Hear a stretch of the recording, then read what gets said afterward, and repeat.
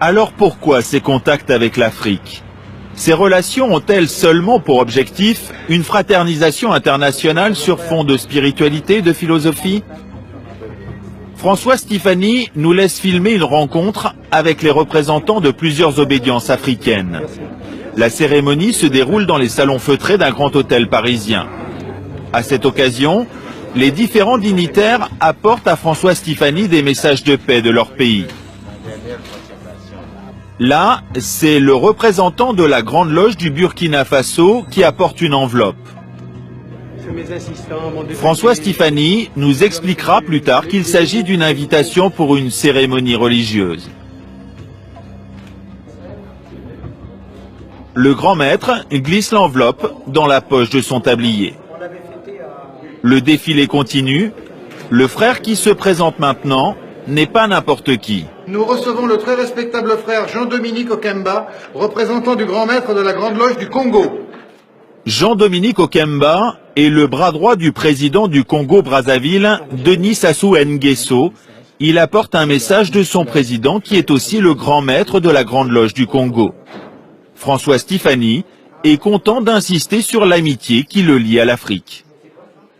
C'est une missive, donc, comme on voit, le très respectable grand maître Denis Sassou Nguesso, qui est par ailleurs donc président de la République du Congo-Brazzaville, et qui vous donne la nature des préoccupations que l'on partage avec nos frères africains, dont vous avez pu voir que la chaleur n'est pas feinte et que nos relations n'ont rien d'ambigu.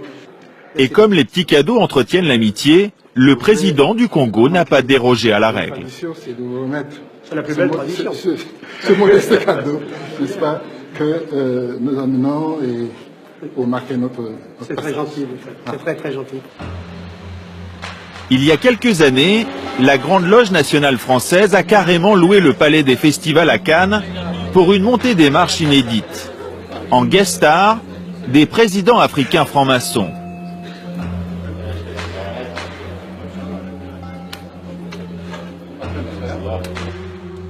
Antoine Glaser est le directeur de la Lettre du Continent, une publication spécialisée sur l'Afrique.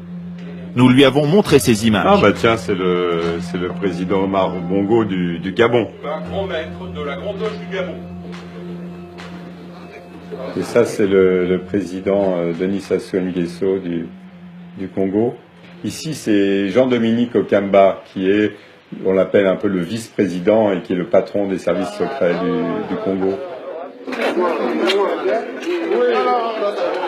La Grande Loge nationale française initie vraiment les dirigeants africains eux-mêmes, les présidents africains qui s'initient ensuite les uns les autres. Donc ça crée vraiment un réseau à la tête des États et ça donne une puissance et une influence qui est assez impressionnante. Ces réseaux servent à quoi?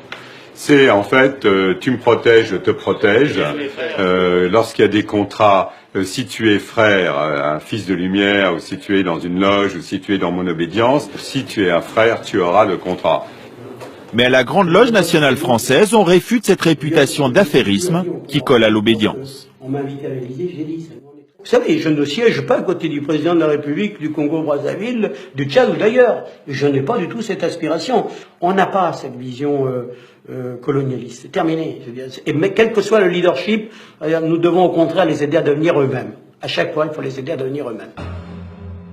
On considère aujourd'hui que la franc-maçonnerie compte 4 millions de membres dans le monde, toutes obédiences confondues. Sa force, le culte du secret et son réseau d'influence. Cette puissance est d'autant plus grande qu'elle est occulte. Comment peut-on la mesurer? Puisque vous ne savez pas quand vous parlez à qui vous parlez.